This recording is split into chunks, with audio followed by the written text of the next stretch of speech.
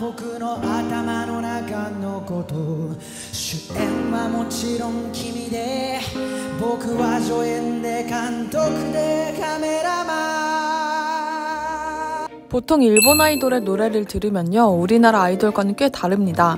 이 때문에 많은 분께서 일본 가수는 노래를 못한다라는 편견을 갖고 계신 것 같습니다.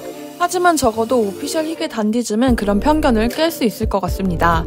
오피셜 히게 단디즘 이름이 어려운데요. 오피셜 뒤에 수염 남자라는 뜻의 히게단 그리고 댄디즘을 붙여서 오피셜 히게 단디즘 이렇게 만든 것입니다. 수염이 어울리는 나이가 되어도 재밌는 음악을 계속해 가고 싶다는 의지를 담아 지었다고 하는데요. 거기에 오피셜은 그냥 붙였다고 합니다. 영어랑 한자랑 같이 있으면 뭔가 멋있어 보였다고 합니다. 줄여서 히게단으로 많이 말합니다. 히게단은 사토시가 시마네 대학 재학 중 같은 경음악부에 있던 나라자키 마코토, 마츠우라 마사키와 평소 친했던 다이스케에게 제안해 결성되었습니다. 시마네현은 일본 맨 끝쪽에 있는 시골 동네죠. 예전에 어떤 분께서 댓글로 왜 천재 밴드는 다 동네 친구냐 라고 얘기한 적이 있는데요. 엑스제팬도 그렇고 세카오와도 그렇고 히게단도 그렇고 원래 알게 된 사람들끼리 만든 밴드가 가끔은 소속사에서 결성해준 그룹들보다 더 실력이 좋은 것 같은 느낌적인 느낌입니다. 암튼 사토시는 작사, 작곡, 보컬을 담당하는 밴드의 중심축입니다. 히게단의 노래를 들어보면 남자 키임에도 불구하고 시원시원하게 뻗어나가는 고음에 매료되었을 텐데요. 그 주인공이죠. 그는 시마네 대학을 졸업하고 은행에서 2년간 근무하며 밴드 생활을 했습니다. 가장 열심히 했던 시기를 물으면 사토시는 항상 사회인과 밴드를 양립하고 있던 시기라고 얘기합니다. 아침부터 저녁까지는 현지 은행에서 일했고 그 후에 곡을 쓰거나 밴드 활동을 했다고 하죠. 한편 다이스케는 중학교 1학년 때 형이 사온 기타를 접한 뒤로부터 자연스럽게 음악에 관심을 갖게 됐다고 합니다. 그때는 형한테 악기 말고 게임기를 사자고 불만을 토로했지만 막상 만져보니 그는 푹 빠지게 되었죠. 히게단에선 기타를 담당하고 있습니다. 나라자키 마코토는 음악 교사 자격증도 있는데요. 히게단에선 베이스와 색소폰을 담당하고 있습니다. 마츠우라 마사키는 드럼을 담당하고 있고요. 히게단의 노래에 영향을 준 건 일본 싱어송라이터 아이코, 미스터 칠드런, 스피츠입니다. 이들의 J-팝을 기반으로 학창시절을 들었던 메탈이 히게단의 노래의 뿌리가 되었다고 합니다. 막내인 다이스케가 졸업할 때까지 시마네현에서 각자 생활과 밴드 활동을 병행했습니다. 이런 이들에게 다가온 건 라스트럼이라는 회사인데요. 이들은 각자 생활이 있었기 때문에 주말밖에 같이 일할 시간이 없다고 얘기했지만 이 라스트럼은 쿨하게 오케이 하고 기다려줬죠. 막상 상경하려 하니 부모님을 설득하는 것에 어려움을 느꼈고 실제로 멤버 중 한 명은 설득이 안 돼 힘든 시간을 가지기도 했습니다. 지금은 부모님이 응원해주고 있다고 하죠. 특히 베이스인 나라자키의 아버지는 노래가 나올 때마다 엄청나게 긴 리뷰를 보내준다고 합니다. 그렇게 2015년 인디 데뷔를 했습니다. 초반에 상경했을 땐 이불도 안 갖고 와서 감기 걸리면서도 노래했다고 합니다. 그리고 2018년 싱글 노다우트로 메이저 데뷔를 합니다. 이 싱글은 나가사와 마삼이랑 히가시다 마사히로가 나오는 드라마 컨퍼런스맨 JP의 주제곡에 타이업되었는데요.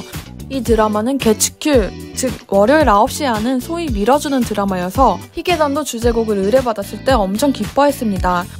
이 곡은 재팬 핫 100 차트에 16주 연속 들면서 인지도를 높였습니다.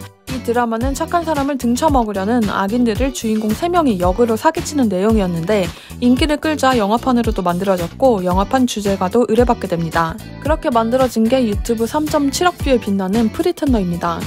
오리콘 스트리밍 랭킹 1위를 차지하는 건 물론 온라인에서도 난리가 납니다.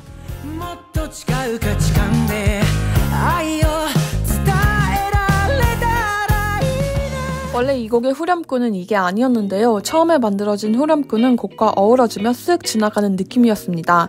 그런데 사토시가 빡센 투어 중에 문득 좋은 생각이 났다며 후렴 부분을 다시 썼다고 합니다.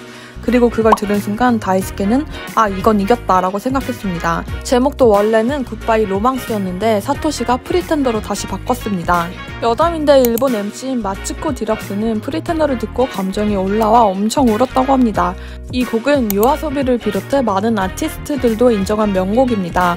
곡이 발표된 후에도 많은 유튜버들에 의해 커버되고 있습니다. 특히 사람들이 좋다고 하는 가사는 이 부분입니다. 너가 날 어떻게 생각하는지가 아니라 내가 널 어떻게 생각하는지 단지 확실한 건 넌 아름답다는 것이라고 말하는 부분입니다.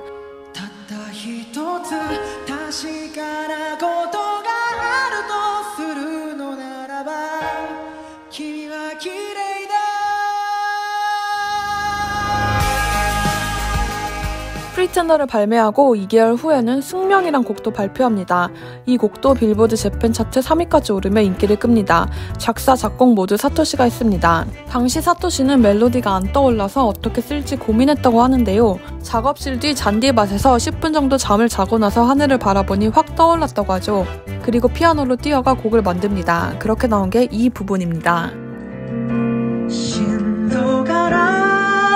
溢れ出した声で歌うメロディー振り向いた未来君から溢れ出した声と이렇게 2019년 하반기부터 킹누, 아이명과 함께 오리콘 스트리밍 차트를 휩쓸고 있는 거물급 아티스트로 거듭납니다. 그리고 메이저 데뷔 1년 만에 프리텐더로 일본 연말 가요제인 홍백가 합전에 출전합니다.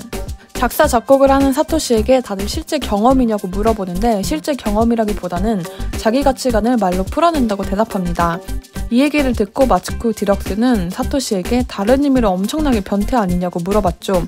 경험도 하지 않은 걸 이렇게까지 풀어낼 수 있다는 건 진짜 대단한 집착이 아니냐는 뜻이었습니다. 한편 프리텐더 이후 밴드가 유명해져 부담감도 느꼈다고 합니다. 하지만 프리텐더는 그들의 수많은 곡 중 하나이고 대중이 좋아한다고 그 입맛에만 맞는 음악을 하고 싶진 않다고 얘기합니다. 음악의 주권을 세상에 넘기지 않는 것. 수익 면에선 안 좋을 순 있지만 밴드를 행복하게 하기 위해선 이를 꼭 지키고 싶다고 말합니다. 2020년엔 전통 있는 아침 프로그램인 메자마시 TV의 테마송으로 헬로우를 선보였습니다. 이 곡은 4년 동안 묵혀뒀던 곡입니다. 상경하기 전 이미 만들어뒀는데 완성은 하지 못하고 있었고 마침 메자마시 TV의 테마송으로 부탁받으며 완성시켰습니다. 2021년엔 연재 50주년을 맞는 도라에몽의 극장판의 주제가로 유니버스를 발매합니다. 이 곡도 발매하자마자 각종 음원 차트에서 1위를 차지합니다. 사토시에 따르면 일본인이라면 도라에몽은 유치원 때부터 다 알게 되고 어른이 되어서도 감동을 주는 애니라고 합니다. 이에 맞게 장대하면서도 따뜻한 느낌을 주는 곡을 만들려 했다 하죠.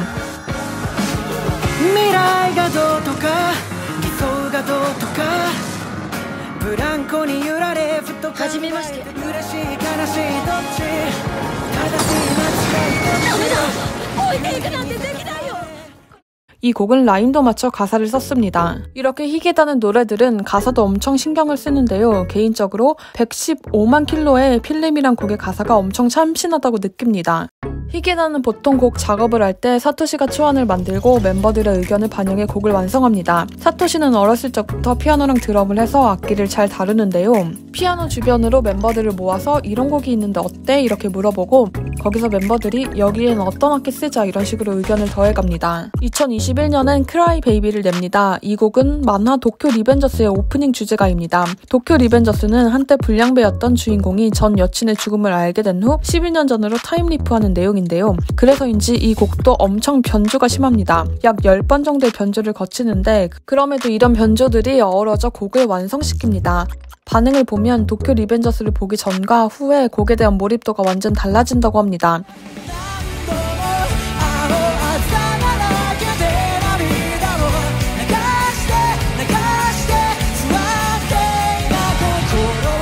변조가 많기 때문에 음정을 잘 잡지 않으면 부르기도 힘든 노래인데요. 그럼에도 애니메이션 주제가 부분으로 가라오케 랭킹 2위를 차지했죠. 희게다는 방송 출연을 많이 하지 않았기 때문에 사실 프라이빗에 대해선 알려진 게 많지 않습니다. 그래서 개인사를 찾는 게 일이었는데요. 웃긴 건 이들도 비슷한 고민을 하고 있는 것 같습니다. 한 프로에 나와 이들 스스로도 SNS에 사적인 부분을 어디까지 올려야 할지 고민하고 있다고 얘기했죠. 보통 악기나 공연 사진을 올리는데 이외에 뭘 더 올려야 할지 고민하고 있다고 하자 마츠코 디럭스는 SNS는 웬만하면 하지 말라고 얘기합니다. 벌어들인 돈을 어디에 쓰냐는 질문에 사토시는 교정을 하고 있다고 고백합니다. 드럼인 마츠우라는 대학 친구들과 게임하는 걸 좋아해서 최근엔 컴퓨터 바꾸는데 돈을 썼다고 얘기했죠. 2012년에 결성한 이들은 작년에 데뷔 10주년을 맞았습니다. 하지만 이들은 인생 이퀄 밴드는 아니라고 얘기합니다. 밴드를 하는 게 너무 행복하기 때문에 이어가고 있을 뿐이라고 합니다. 희게다는 단지 히트를 치기 위해 작업하는 게 아니라 세상에 하고 싶은 말을 고민하며 곡을 만드는 것을 가치관으로 삼습니다. 이런 모토로 인해 끊임없이 좋은 곡을 뽑을 수 있는 게 아닌가 합니다. 그리고 2016년에 현대 라이브러리 언더스테이지에서 한국 공연을 한 적도 있는데요. 코로나가 풀리면 해외 공연을 더 하고 싶다고 얘기하기도 했습니다. 오늘의 영상은 여기까지입니다. 오늘도 영상을 시청해주셔서 감사합니다.